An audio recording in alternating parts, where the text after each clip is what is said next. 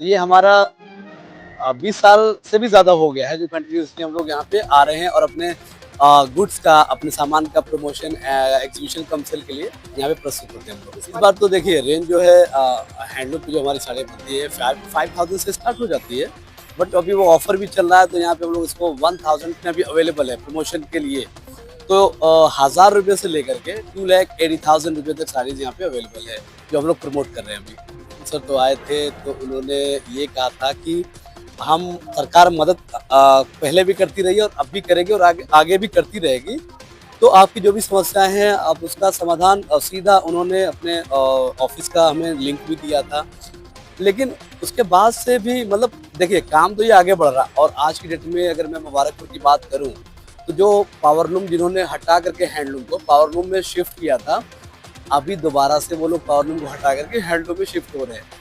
उनको फायदा हो रहा है, जमीनी स्तर पे काम हो रहा है इसके लिए। और अभी जो इसका जो प्रोग्रेस है ना ये एक अलग लेवल पे जा रहा है।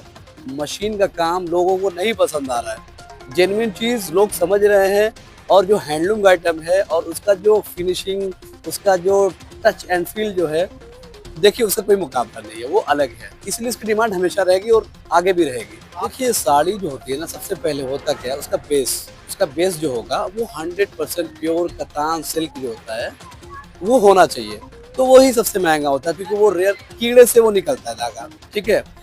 अच्छा उसके बाद वो जो धागा होता है उसकी रंगाई, खराई, बुनाई वो हम लोग खुद ही करते हैं। उसके बाद उस पर जो काम किया, जो अगर स्पेशली आपने का जो सवाल है जो साड़ी की बात करें जो 280 लाख की, तो वो जो साड़ी है ना उसको बनाने में 5 से 6 महीना लग जाता है। एक ही कारीगर दिन में थोड़ा थोड़ा काम करके उसको आगे बढ़ाता है और उसकी मजदूरी ही बहुत ज़्यादा हो जाती है, लगभग 1 लाख के आसपास की मजदूरी हो जाती है क्योंकि एक ही साल में 2 ही साड़ी बना पाएगा एक आदमी।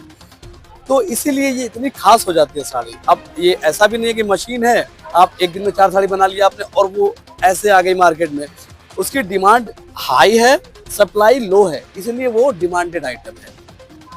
देखिए पिछले साल में जो वीआईपी डेज था, जो क्राउड होता था, फुटफॉल जो होता था फर्स्ट 5 डेज का, देखिए हम लोग अभी 4th डे पे खड़े हैं। तो पिछले साल के जो डाटा के हिसाब से मैं ये देख रहा हूँ कि हमारा जो यूपी पवेलियन में हॉल नंबर 2 पे स्टॉल नंबर 140 जहाँ पे अभी हम लोग खड़े हैं, यहाँ पे काफ़ी अच्छा फुटफॉल रहा है। पिछले साल से 10 से 20% के आसपास की वृद्धि देखने को मिल रही है इस बार।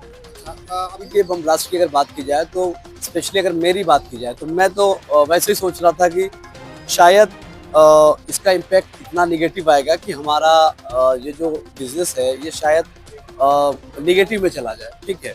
लेकिन फिर मैंने कहा कि नहीं चलो हो सकता है कि 2-4 दिन के बाद इसका असर कम हो जाएगा, शायद अभी ठीक है नया मामला है। लेकिन मैं जैसे ही यहाँ पे आया 12 तारीख को, 14 तारीख को प्रोग्राम चलने वाला था, तो मैंने ये देखा कि वैसा तो कुछ असर ही नहीं है यहाँ पे। क्यों? क्योंकि लॉ एंड ऑर्डर पे लोगों का भरोसा और यहाँ का मैनेजमेंट और यहाँ की सिक्योरिटी सिस्टम सब कुछ देखा जाए तो ये I will rate it 10 out of 10।